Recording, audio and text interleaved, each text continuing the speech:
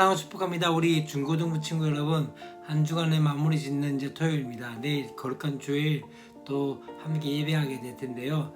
이 토요일 잘 쉬고 또 주일을 함께 예배하는 그 시간들을 최선을 다해서 예배했으면 좋겠습니다. 오늘 우리가 함께 볼 말씀은 에스라 2장 55절부터 70절까지의 말씀을 함께 나누고자 합니다. 앞에서 이제 느디님 사람들에 대한 이야기를 하면서 끝났는데, 또 이스라엘 자손이 아닌 사람들이 이제 55절부터 이제 58절까지 말씀 가운데 나오게 되어진 것들 보게 되십니다. 이 솔로몬의 신하의 자손은 왕궁에서 봉사에 일했는데, 성전을 재건한다는 그 소식이 들리자 그들도 이 성전 건축에 참여하기 위해서 귀환에 동참하는 그 모습들을 보게 되십니다. 비록 이 사람들은 이스라엘 백성들이 아니었지만, 그럼에도 불구하고 그들은 자신이 하나님의 백성의 일원으로서 그렇게 인식하고 유다 땅으로 돌아오게 되어진 것들을 보게 되십니다. 곧 이 사람들 통해서 우리가 보고자 하는 것은 무엇일까요? 바로 하나님 나라의 백성은 혈통으로 되어진 것이 아니라 또한 오직 예수 그리스도를 믿는 믿음으로 말미암아 되어진다는 것들을 우리가 깨달으셔야 됩니다. 그렇기 때문에 혈통이 아니라 믿음으로 되어진 것들, 바로 하나님께서 아브라함에게 약속하신 그 복락을 누릴 자손은 믿음으로 말미암아 되어진 자라는 것을 우리가 깨닫고 그렇게 보아야 합니다. 이제 또 이제 59절부터 이제 63절까지 말씀에서는 선조를 밝힐 수 없는 사람들에 대한 이야기들이 나오기 시작합니다. 귀환자 중에서 어떤 사람들이 있었을까요? 바로 자신의 선조가 이스라엘 백성, 이스라엘에 속했는지에 대해서 밝힐 수 없는 사람들이 있었던 것이죠. 계보에서 이름을 찾을 수 없었던 그런 사람들입니다. 당시에 이 바벨론에서 들어온 사람들의 가계와 신분을 확인하는 것은 매우 중요한 문제였던 것을 보게 되십니다. 그것으로 이제 재산이나 또 혹은 땅의 소유자를 찾았고, 또 제사장의 경우에는 거룩한 직무를 맡는 것이 연관이 되었기 때문에 그것이 참 중요하다는 것을 보게 되시죠. 자신의 신분을 입증하기 위해서 확실하고 명백한 증거가 필요한 것을 보게 되십니다. 이 당시에 어떤 상황이었다면요, 포로 귀환의 그 혼란스러운 시기를 틈타서 신분을 위장해서 그렇게 오거나, 또한 조상에게서 물려받은 계보를 잃어버린 것으로 그렇게 나타난 것들을 보게 되십니다. 그렇기 때문에 결국에 자기 신분을 증명하지 못하는 사람들은 이 제사장의 직분을 수행하지 못하는 상황들이 되어집니다. 여기 참 중요한 것은요, 어떤 나라의 백성인지 확인하기 위해서는 필요한 절차들이 있게 되어지죠. 단순히 본인이 주장한 대로 무조건 받아들일 수 없는 상황입니다.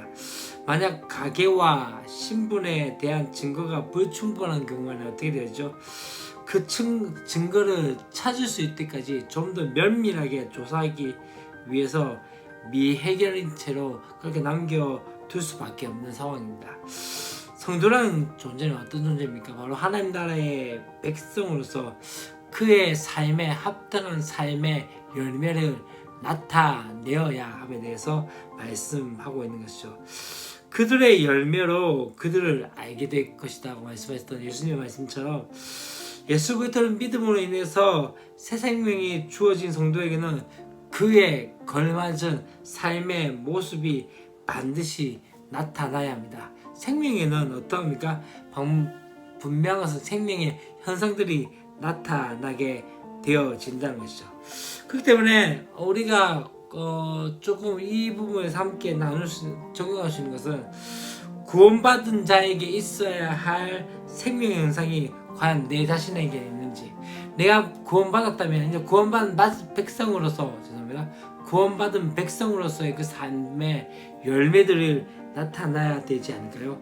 구원받은 자의 삶이 어떤 모습인지는 분명한 것은 성경에 기록되어 있습니다. 그렇기 때문에 성도가 맺는 열매가 무엇인지 그것을 성경을 통해서 확인해야 한다는 사실이죠. 열매 맺는 삶에 대한 기대를 가지고 우리가 소망해야 합니다. 그렇기 때문에 매일 우리의 삶 가운데 충만하게 임하시는 성령의 인도하심에 따라서 그것을 의지하면서 성령의 열매를 계속적으로 맺기를 강구하는 것들로 그렇게 힘써 살아야 한다는 거죠. 이제 우리가 또 한 가지 볼 것은 예물을 기쁘게 드린 그 족장들에 대한 얘기를 하고자 합니다. 족장들은 이제 성전 건축을 위해서 기쁜 마음으로 있는 힘을 다해서 예물을 드리는 모습들을 보게 되십니다. 성전은 하나님께서 그분의 이름을 두실 곳으로서 이스라엘은 오직 그곳에서만 하나님을 제사할 수 있게 되어졌던 것이죠. 구약에서의 성전은 하나님의 백성이 하나님께 나아갈 수 있는 유일무이한 그런 곳이었던 것을 보게 되십니다. 그렇기 때문에 이 성전이 재건된다는 것의 그 의미는 무엇입니까? 하나님과의 관계가 회복되었다는 것을 뜻하는 것이죠. 그렇기 때문에 이 이스라엘 백성들은 온 힘을 다해서 기쁨으로 성전 재건을 함께 참여했던 것을 보게 되십니다. 우리가 이런 데서 보아야 할 것은 무엇입니까? 포인트는 이것이죠. 하나님의 백성은 자신의 모든 삶을 주님께 드리면서 기쁨으로 살아가야 한다는 거죠.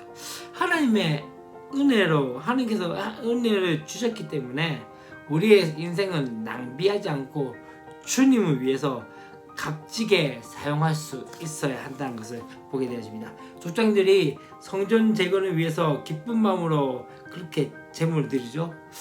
하나님께서 또한 어떻게 합니까? 이 성전 재건을 허락하지 않으셨다면 그들은 성전 건축을 위해서 무엇인가 드리고 싶어서 드릴 수 없는 상황이 되었던 것이죠. 성전 재건은 무엇입니까? 바로 하나님과의 관계의 회복을 의미한 것을 보게 되십니다.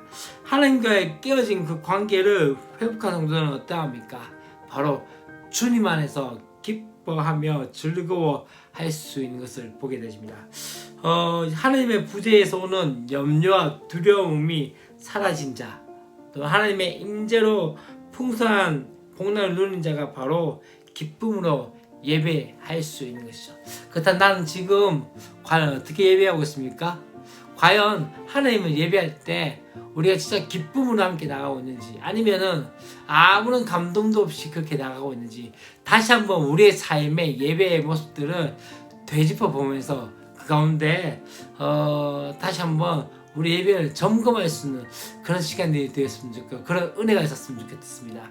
우리 또 내일 기쁘게 함께 예배할 때 오늘 말씀을 적용하면서 나의 삶 가운데 하나님께서 함께 하시고 하나님께서 이끌어 주심에 대해서 감사함으로 함께 예배하는 저와 여러분이 되었으면 좋겠습니다. 사랑하고 축복합니다. 내일도 우리 기쁜 마음으로 함께 뵙도록 하겠습니다. 안녕.